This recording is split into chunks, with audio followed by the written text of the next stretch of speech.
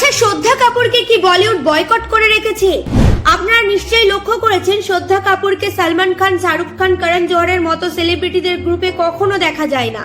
কিন্তু কেন কখনো ভেবেছেন?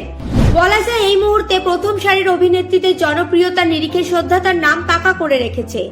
একের পর এক দুর্দান্ত সিনেমা দর্শকদের উপহার দেওয়ার পাশাপাশি তার মানবিকতা, তার আচার ব্যবহার বরাবর মন কেড়ে নিয়েছে নেটিজেনদের। আপনারা লক্ষ্য করলেই দেখবেন, আলিয়া ভাট বা দীপিকা পাদুকণ নয়, বরং এই মুহূর্তে ইনস্টাগ্রামে শ্রদ্ধার বেশি ফলোয়ার্স, 90 মিলিয়ন ফলোয়ার্স রয়েছে অভিনেত্রীর। তবে এত নাম করা সিনেমা দর্শকদের উপহার দেওয়া সত্ত্বেও শ্রদ্ধার চেয়ে বেশি সারা, জাহ্নবী, অনন্যার মতো অভিনেত্রীদের ফুটেজ কেন দেওয়া হয় জানেন?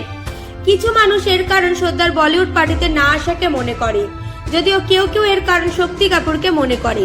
এখন এর পুরো কারণ বলিউড জানে। তবে এই বিষয়ে আপনাদের কি মন্তব্য কমেন্ট বক্সে জানাতে ভুলবেন না।